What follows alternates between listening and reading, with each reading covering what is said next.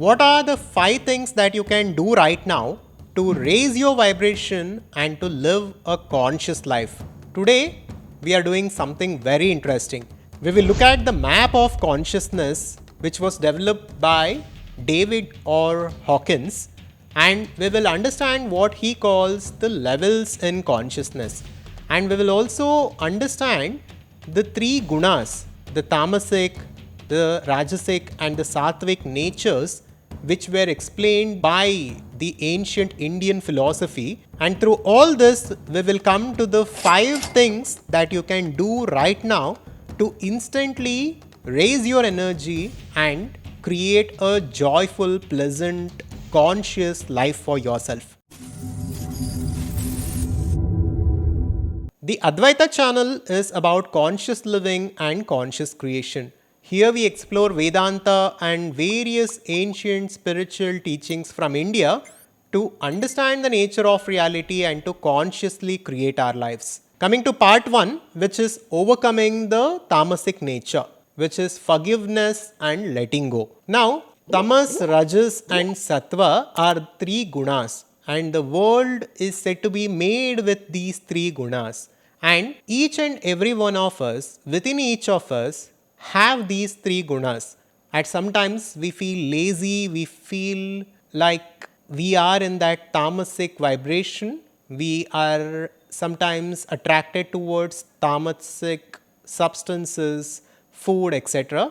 And there are times when we are rajasic, when we are ambitious, when we are active, and when we want to do things in this world. And sometimes we are also satvik. We want to be involved in devotion, in spiritual practices, etc.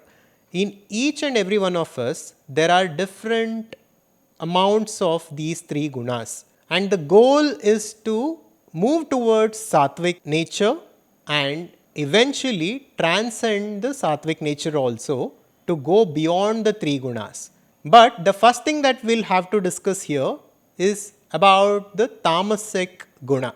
Now, the tamas is about darkness, it's about inertia, and it's kind of an eclipse over that infinite pure consciousness that is our true nature. So, tamas is the state of inertia. This is the state and vibration because of which we feel laziness, we feel dullness, and we are attracted towards inactivity.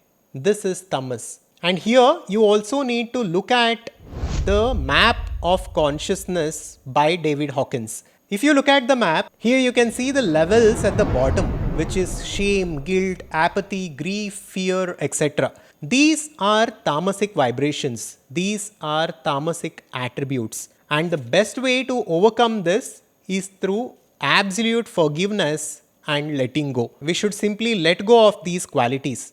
I know saying this is easy and practicing this is difficult, but this is the way. We should simply forgive everyone and everything. Only then we can come out of apathy, we can come out of shame, guilt, etc. We should simply forgive everyone and we should forgive ourselves for what we have done. This is the only way to overcome these tendencies. And we should also come out of tamasic lifestyle. So if one is addicted to alcohol, to sex, to social media, to junk food, to various tamasic foods, etc., stopping this immediately will not be possible because already a momentum is created and already that person's life is going in a particular direction. What that person can do is he can start reducing the things that he is doing. If he is drinking a lot, he can reduce the amount of alcohol that he is drinking. If one is very much addicted to social media, we can take the necessary steps to curtail it, and we should keep only a certain amount of time in the day to indulge ourselves in those activities. In this way, we need to slowly shift our lifestyles from tamasic lifestyle to a sattvic lifestyle. And as the map says, these tamasic attributes are mostly related to survival paradigm. So the 2 things that we need to do here is 1, forgive and let go. Second is change our lifestyle slowly towards Satvik lifestyle.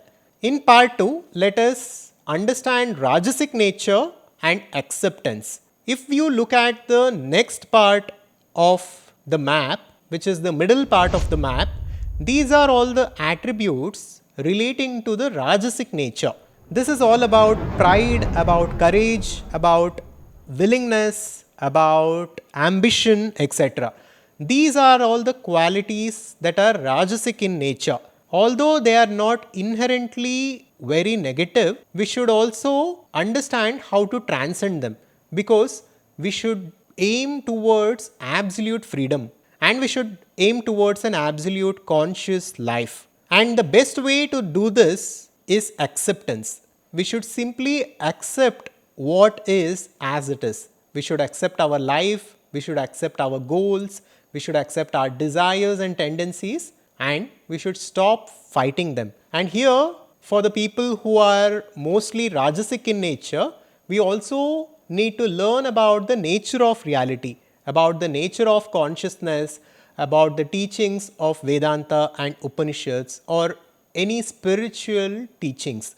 And we must choose a spiritual path so that we understand the true fulfillment and the true joy comes from within, not from the external world. This is what we need to understand at this level.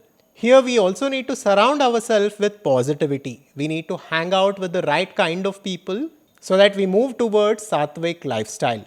And for the people of this nature, we need to become more conscious about our lifestyle and the food we eat. We need to consciously choose healthy food. We need to choose fresh food. We need to reduce Tamasik indulgences like smoking, drinking, etc. And we must move towards a healthier lifestyle. Here one can also begin practicing yoga, exercise, meditations, etc.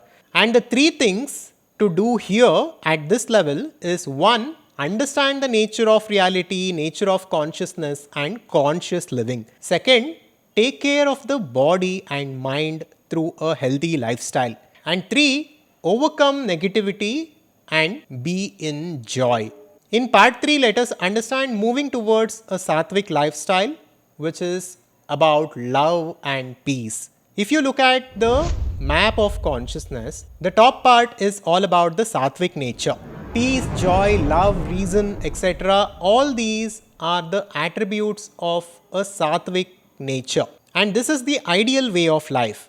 This is the best way to live because this is a stress-free and a joyful life. Here one goes beyond egoic identifications, one goes beyond division and starts living in love and joy. Through this, the body naturally rejuvenates and a pleasant life becomes the natural way of living. And when it comes to the lifestyle, when it comes to the people at this level, they usually consume Satvik food, which are fresh, which are plant-based, which are good for the body and to the mind. And they indulge in satsangs, in retreats, in meditations, in yoga and in conscious lifestyles so that they can keep their body and mind in the right way. And here, even if one wants to create something in the external world, they create it consciously. Here, one chooses conscious creation as a way to progress in the material world. Now, Tamas, Rajas and Sattva are the three gunas that are explained in Vedanta, and it is said that the entire universe is made of these three gunas.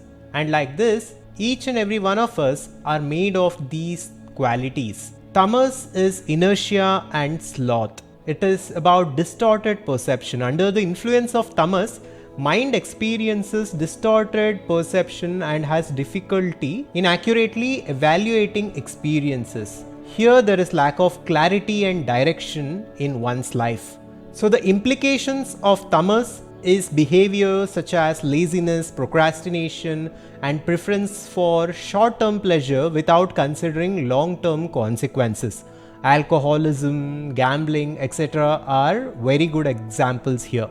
Now, Rajas is the word in Sanskrit which means passion or activity. This represents the qualities of dynamism, passion, and restlessness. So, Rajas is characterized by a state of restlessness, desire, and a constant seeking for new experiences and achievements. This is also associated with egocentric behavior, with self-centeredness, ambition, and a strong sense of self-importance. Aggression, agitation, etc. are associated with Rajas. This results in behaviors such as competitiveness, a strong desire for material success, etc. But the problem is it can lead to a constant sense of dissatisfaction, a lack of focus, and an inability to relax or be content with the present moment. Sattva in Sanskrit means goodness or purity. It represents balance, harmony, and positivity. It is associated with clarity and serenity. Sattva is a state of mental clarity and a balanced perspective towards experiences and situations. This is the quality of positive attitude. And Sattva represents a holistic and universalizing quality that transcends individual desires and egocentric behaviors. The implications of Sattva is contentment, wisdom, and a balanced approach to life. It can lead to a sense of inner peace, clarity of thought, and the ability to discriminate properly, leading to appropriate actions and spiritual growth. And hence, all of us must aspire for a Satvik life and a Satvik attitude. According to the Vedanta philosophy, no individual or phenomenon is purely Satvik, Rajasik, or Tamasik. Instead, everyone and everything possess all three gunas in varying proportions in different contexts. The interplay of these gunas shapes an individual's nature and behavior, with each guna influencing the other in complex ways. And if you look at the map again, the top attribute is enlightenment. Of course, the author here is talking about enlightenment in a different way, but when it comes to our understanding of enlightenment, this is beyond the three gunas. When a person goes beyond the three gunas of tamas, rajas, and sattva, he is said to be Trigunatita, the one who is beyond the three gunas. This is why Lord Shiva and many other gods are said to be Trigunatita. They are beyond these attributes and they are not bound to anything. They are absolutely free.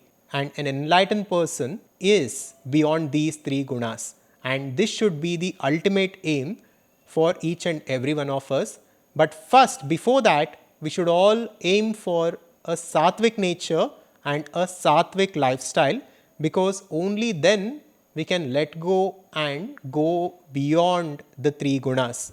Now, to conclude, the 5 things that you can do right now to raise your vibration and live consciously is: 1. Forgive and let go. Forgive everyone and everything. 2. Lifestyle. Consciously choose your lifestyle. The food you eat, the people you hang out with, etc. Point 3. Understand consciousness and conscious living through the teachings of Vedanta. Point 4. Take care of your body and mind. Point 5. Overcome negativity and be in joy. So these are the 5 things that you can do right now. And to understand the gunas better and to understand why it is difficult for us to live a conscious life, you need to understand karma.